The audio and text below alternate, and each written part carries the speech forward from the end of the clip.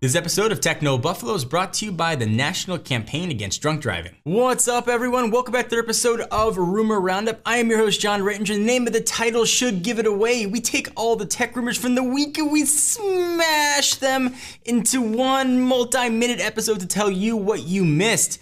Up this week, the gold iPhones, all the rage of the tech elite. The Sony Honami gets a grown-up name. How durable is that iPhone 5C going to be? And the Tegra 4 is finally coming to more devices than the NVIDIA Shield. This is Rumor Roundup. Let's get started.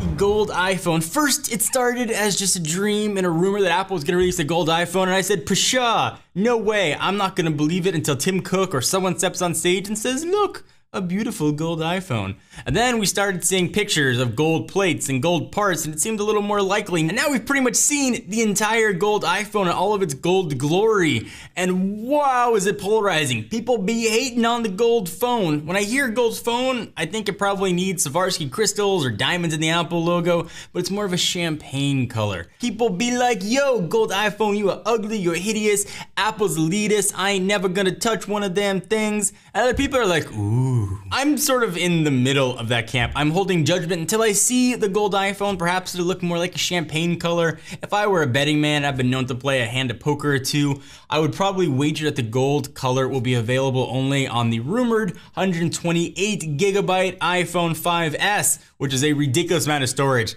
And I think if there is ever any section that would be willing to sort of pony up what's going to be a crazy amount of money for 128 gigs of phone, perhaps they want the option of a little special color to go with it so they can say, hey, I can store more songs and video than you can. The other big announcement that we're hearing for that rumored September 10th event is its plastic brother, the iPhone 5C. We've seen plastic phones before from Apple, the 3G and the 3GS, but when you hear plastic, you think maybe not so durable. The folks at Apple Daily thought that same thing, and they got one of the many backplates that are floating around and did some strength training with it. When I used to hear that, I keep thinking they're doing like The Biggest Loser, like someone just screaming at it while it's doing like little phone sit-ups.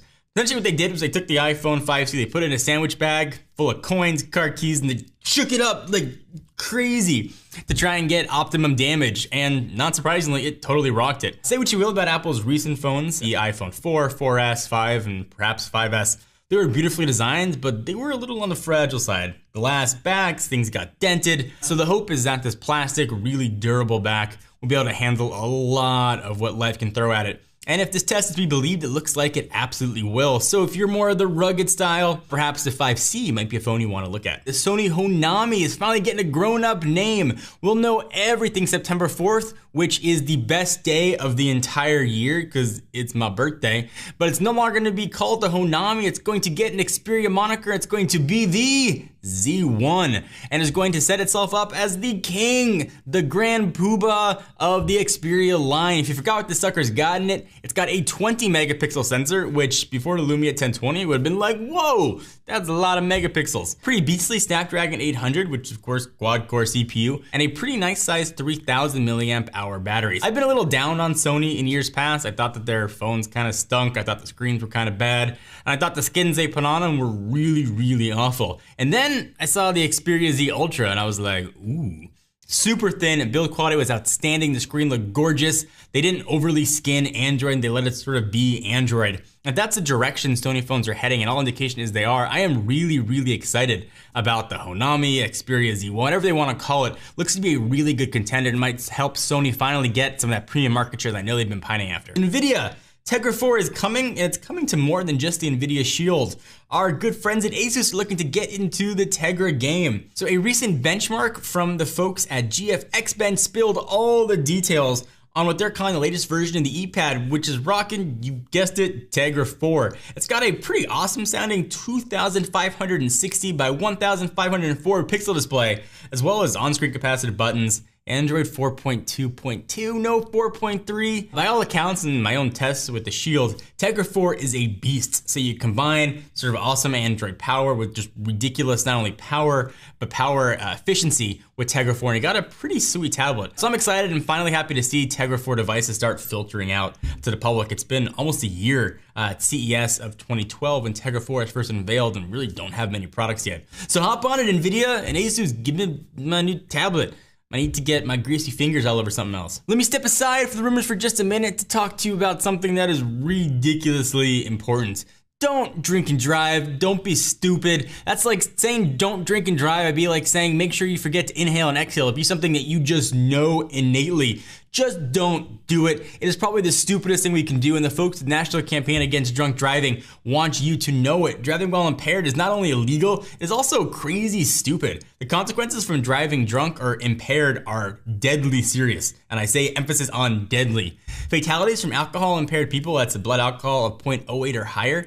Driving crashes account for an average of 1 fatality every 51 minutes. Holidays like Labor Day and weekends are always especially deadly. Labor Day is coming up, so just don't do it. For example, Labor Day weekend 2010 saw 147 people killed from crashes involving drunk drivers or motorcycle riders with BACs of 0.08 or higher. It is never, ever, ever worth it. Call a cab, call a friend, call your parents, sleep it off somewhere. Just never get in a car if you've been drinking, or never get in a car with somebody who has been drinking. It is absolutely never, ever, ever, ever worth it. Never think, oh, I had 2 beers, I'm good, I know myself, because you don't know yourself. You never know what your reaction is going to be when it has to be quick. Take away anything from any ad read or any message I've ever given you in life. Let it be this: do not drink and drive. So I want to let you guys know about another show I host. It is called Techno Buffaloes Driven. If you like cars, you like hearing me talk, or you just want to see what other crazy things are going to come out of my mouth, check it out. This week I talked about the top 5 discontinued cars, those sweet, sweet rides that you can no longer buy anymore. Check it out. So thank you guys for watching their episode of Rumor Roundup. Hope you enjoyed. Please give the video a thumbs up. We most definitely appreciate it. And check us out at technobuffalo.com for the latest and greatest tech news. I am John Rettinger, and I will see you in the next video, or I'll talk to you in the next video.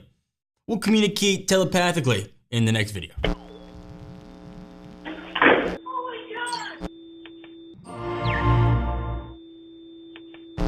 What's up everyone, John here. Just wanted to let you know that if you liked what you just saw, we've got 2 other shows that go live every single week. Ask the Buffalo, where our very own Ashley Escada answers your burning gadget questions, and Rettinger's Rants, where quite obviously I go off on things that bug me across consumer tech. If you want to see me get super red-faced and mad, you should click the text below that says subscribe, and check out our other shows by clicking right over here. I'll see you guys next time.